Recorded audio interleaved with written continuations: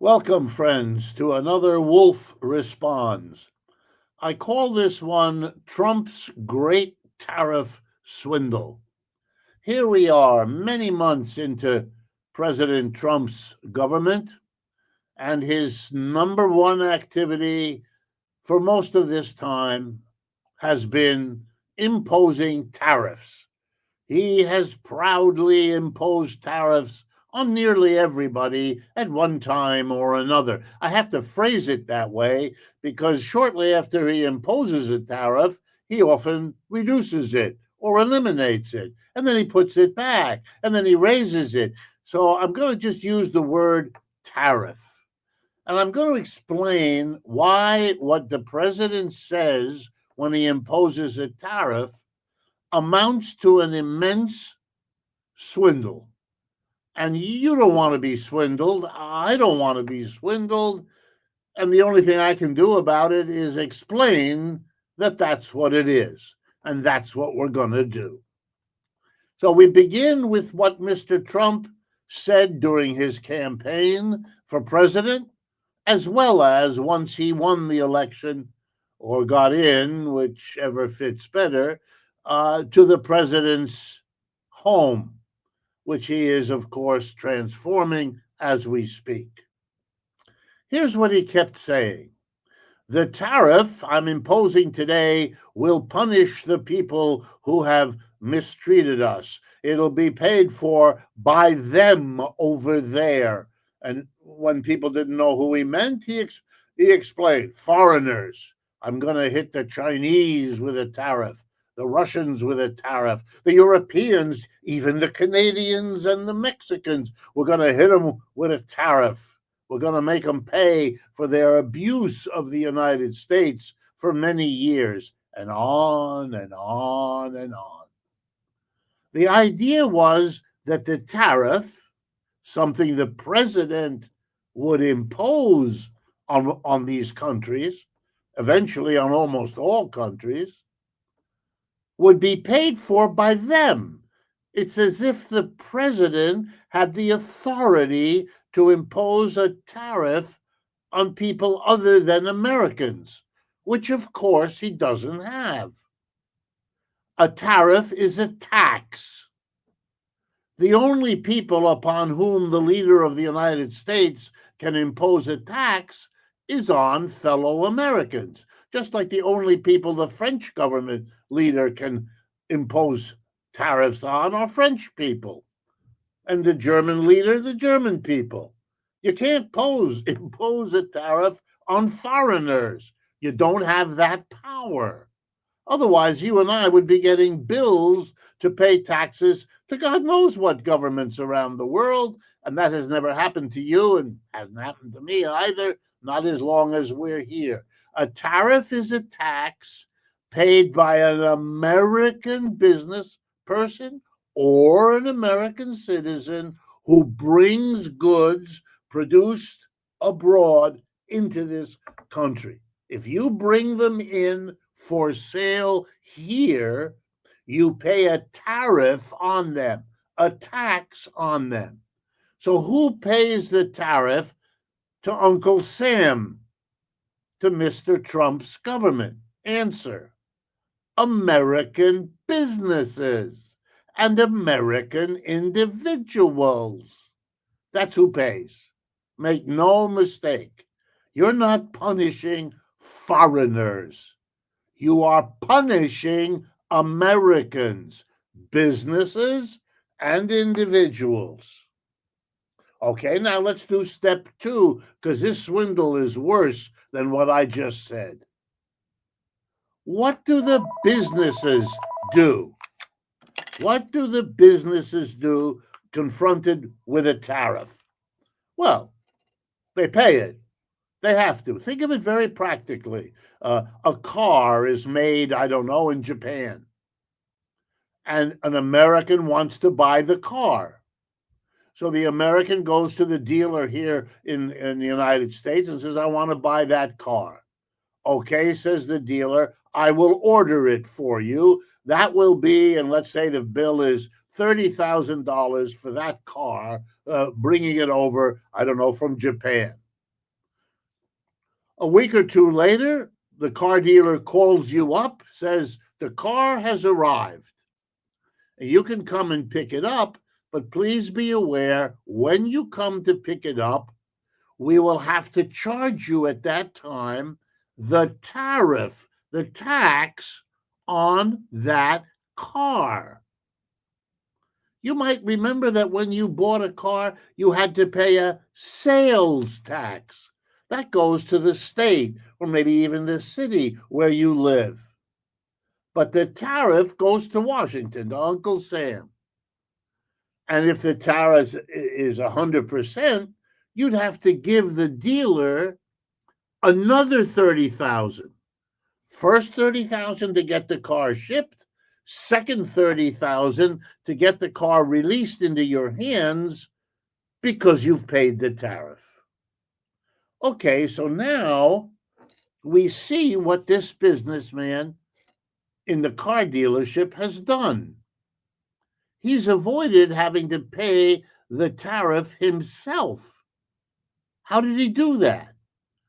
By charging you the cost of the tariff. You paid him the extra money, the tariff, and he then sent it to Washington, which he's obliged to do by law. Now, of course, the dealer had the right, if he wants to, if he doesn't want you to avoid buying the car because now you have to pay this tariff, the dealer could say to you, I tell you what, you gave me 30,000 to bring the car here. You don't have to give me the full 100% tariff. Just give me, I don't know, $10,000.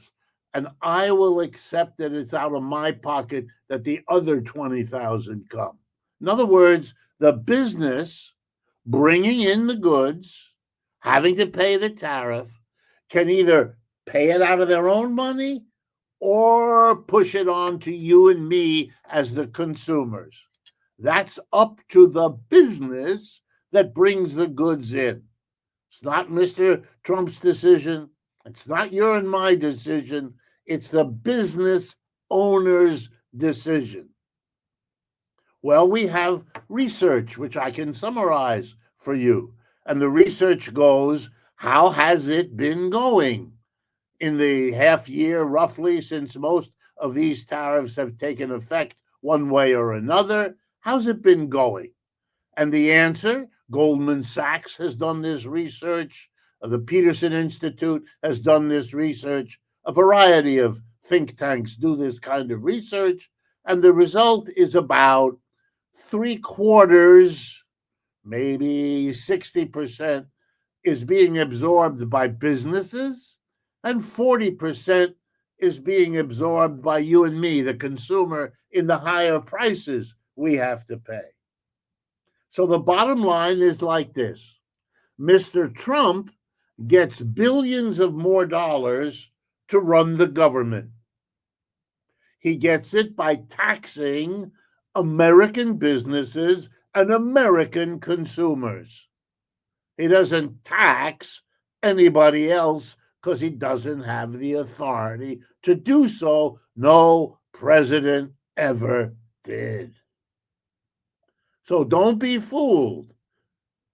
The president may want you to think he's punishing the nasty foreigners who took advantage of the United States or another such false sob story. But it isn't true, none of it.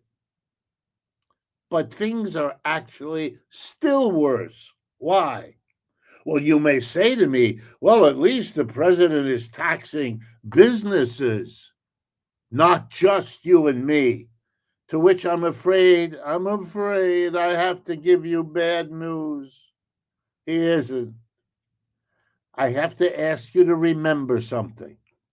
In the early weeks of Mr. Trump's second presidency, before he got to the big tariff story, he took care of another important piece of business. The first and biggest economic act of the second Trump presidency was the tax cut.